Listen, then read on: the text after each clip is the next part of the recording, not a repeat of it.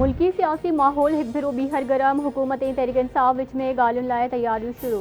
कौमी असम्बली के स्पीकर अयाज सादिक सां PTI अखबार असद केसर की मुलाकात। अयाज सादिक जो चवण है तो PTI सां अञा ॻाल्हियूं शुरू न थियूं आहिनि। इन सिलसिले में ज़ाब्ता ऐं उसूल जोड़िया पिया वञनि।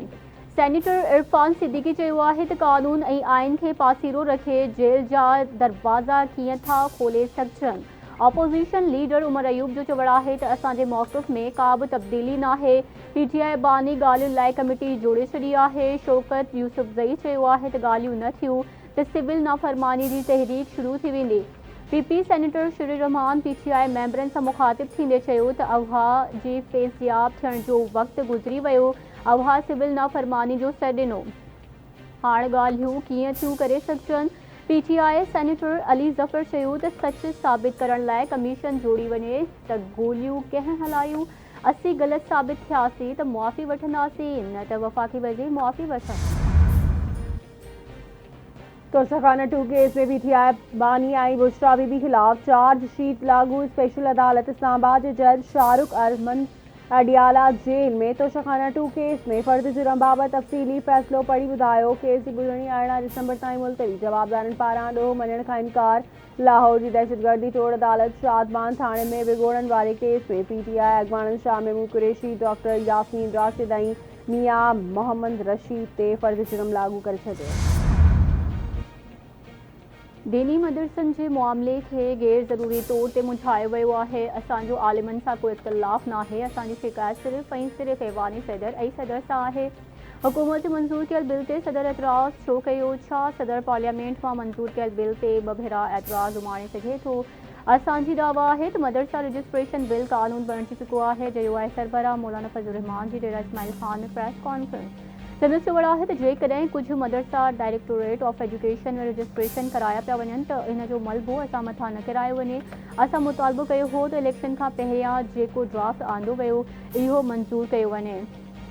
असांखे अदालत वञणो पियो त राब्तो कंदासीं। जेकॾहिं हुकूमत ऐं PTI विच में ॻाल्हियूं थी रहियूं आहिनि त सुठी ॻाल्हि आहे। KP में बि फॉर्म 47 जी हुकूमत आहे। KP में हिन वक़्तु का हुकूमत नाहे, हिकु मज़ाक़ आहे।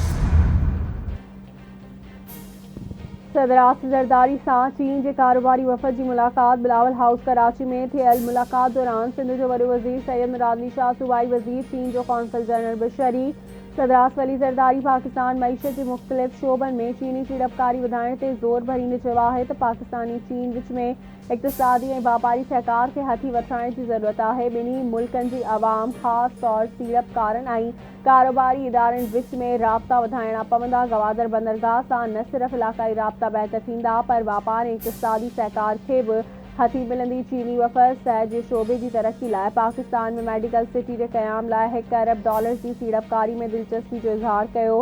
वफ़द मईशत जे मुख्तलिफ़ शोबनि ख़ासि तौर ते ज़राअत, लाइव स्टॉक, तवानाई, ट्रांसपोर्ट ऐं मैन्युफैक्चरिंग में सीड़पकारी बि ज़ाहिर कई। Give them full, complete assurance from the government of Sindh, on behalf of government of Sindh and on behalf of the government of Pakistan, that whatever they want to do, they will have the complete support, unconditional support, easily invest in different projects. They have committed that they are going to start the medical city in Sindh, in Karachi, and then they want to invest in transport sector. They want to invest in the power sector. They want to invest in the agriculture sector and like livestock sector. So it's a good opportunity that हम अपने किसान को इस तरह के बीज दें कि जिससे वो जो आज वो क्रॉपिंग कर रहे हैं उससे उनकी डबल ट्रिपल उनकी यील्ड बढ़ सके। तो ये सारी चीज़ें, क्योंकि चाइना के पास टेक्नोलॉजी है, हमारे पास मौके मौजूद हैं। हम ये चाहते हैं कि चाइनीज़ टेक्नोलॉजी और पाकिस्तानी सरजमीन में जो हमारे पास मौके हैं उनके साथ मिलकर हम जो है वो बेहतरी की तरफ जा सकें। सिंध हुकूमत ऐं ग्लोबल वेंचर्स जी सरकार सां कराची में सिंध सीड़पकारी कॉन्फ्रेंस। सूबाई वज़ीरनि, सीड़पकारनि ऐं चीन समेत मुख़्तलिफ़ मुल्कनि जी कंपनियुनि जे नुमाइंदनि जी शिरकत। नासिर हुसैन शाह, कासिम नवीद कमर बि शरीक। सिंध जे सीनियर सूबाई वज़ीर शर्जील इनाम मेमण चयो आहे त सिंध हुकूमत पब्लिक प्राइवेट पार्टनरशिप जा केतिरा ई कामयाब मनसूबा आंदा आहिनि।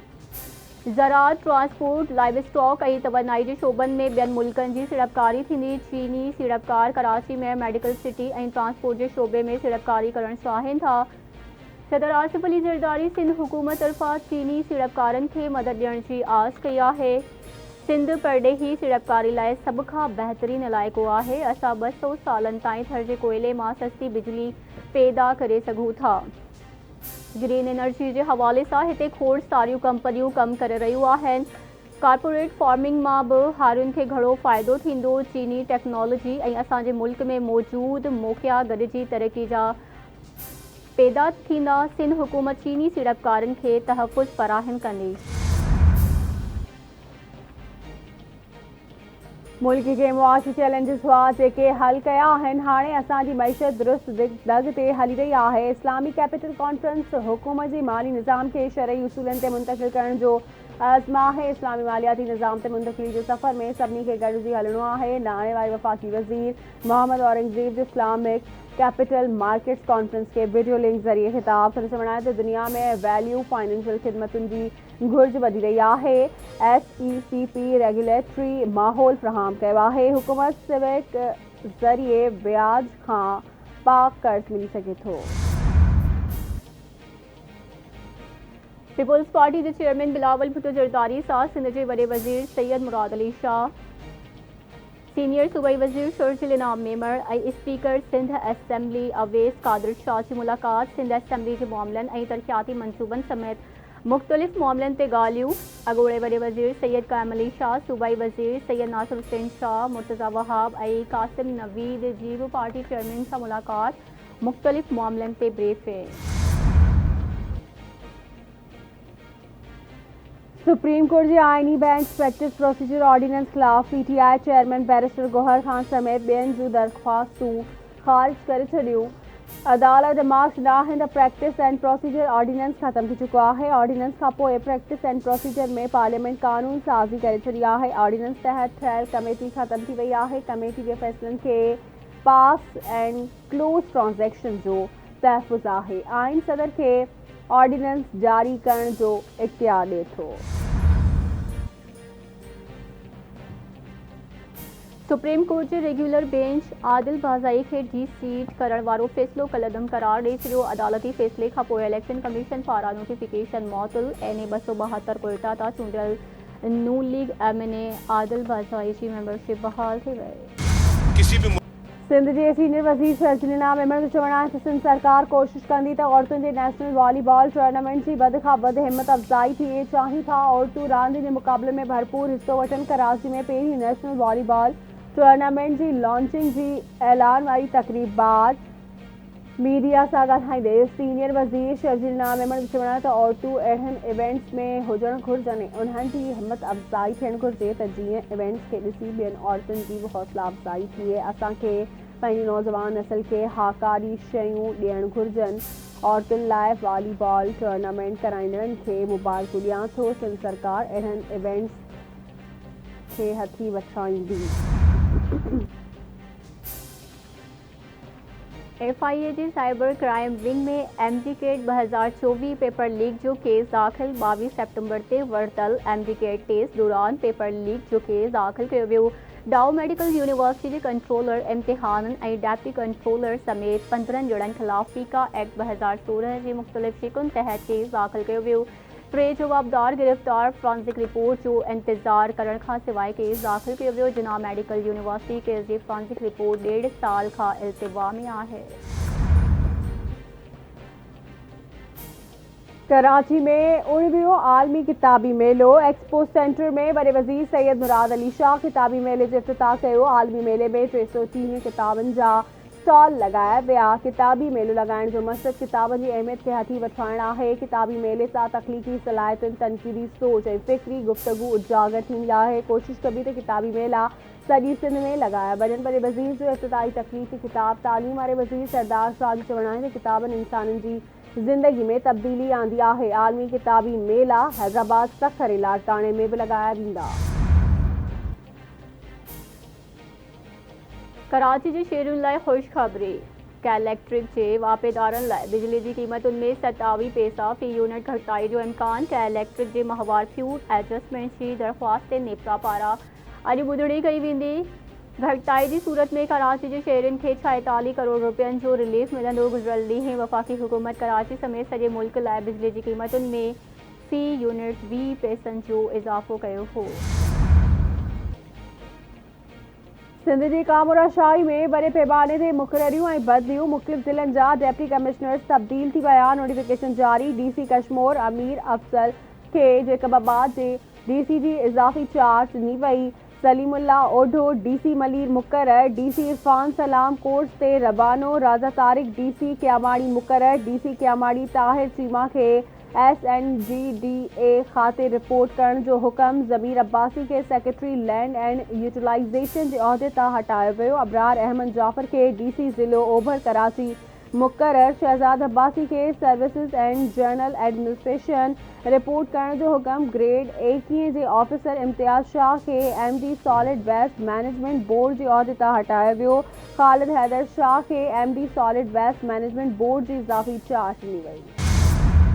होरन जे रूहानी पेशवा पीर पागारे जो थर में रूहानी सफ़र जारी। पीर पागारे जो ॻोठ सोंदर बोरली महमूद शाह शेमीर मेमणतड़ भिटारो में दावतू। ॻोठ सोंदर में मुरीदन ऐं अक़ीदतमंदन खे ख़िताब में पीर पागारे जो चवण आहे त पंहिंजी नियाणियुनि खे तालीम ॾियारियो ऐं वण पोखियो। पाक फ़ौज लाइ दुआ घुरंदा कयो जेका मुल्की सरहदुनि जी हिफ़ाज़त करे थी। पाक फ़ौज जे करे पाण इज़त सां घुमी रहिया आहियूं। दहशतगर्दी जे ख़ात्मे लाइ मुल्क जा समूरा सियासतदान रुगो बयाननि ताईं महदूद आहिनि। मलीर जे गुलशन हदीद में बचत बाज़ार में मामूली ॻाल्हि तां झेड़े दौरान नौजवान जे मारिजण खां पोइ इंतज़ामिया हरकत में अची वई। गुलशन हदीद में लॻंदड़ समूरनि बचत बाज़ारुनि जूं NOCs रद्द। नोटिफिकेशन जारी। बचत बाज़ारूं न लॻंदियूं। मक़तूल नौजवान ज़ाहिद मीरानी जो मड़ मिठी मां हवाले। पिपरी जे फुटबॉल ग्राउंड ते मुनक़िद जनाज़ नमाज़ में SSP मलीर पुलिस ऑफिसरनि अहलकारनि सियासी समाजी अॻवाननि साफ़ तोड़े इलाइक़े वासियुनि जी शिरकत। माहौल सोगवार। चिकताण में घटिताई ऐं शाम जी ख़ुदमुख्तियारी जो एहतराम करणु घुरिजे। शाम जी मौजूदा सूरत हाल ख़िते जे अमन लाइ ख़तरो आहे। शाम में अमन ऐं सिक्योरिटी जो क़याम निहायत ज़रूरी आहे। परॾेही खाते जी तर्जुमान मुमताज़ ज़हरा बलोची हफ़्तेवार ब्रीफिंग। हुन चवणु आहे त शाम मां 300 खां वधीक पाकिस्तानी हिफ़ाज़त सां मुल्क वापसि पहुची विया। इसराइल खां फ़लस्तीनी इलाइक़ा ख़ाली करण वारी गॾियल क़ौमुनि जे मुतालबे जी हिमायत करियूं था। गज़ा में फ़लस्तीनी जो क़त्लेआम बिना देर बंदि कयो वञे। आलमी बिरादरी गज़ा में इंसानी अलमियत जो नोटिस वठे। कश्मीरी जी मिल्कियतुनि ते भारती कब्ज़े जी मज़म्मत करियूं था।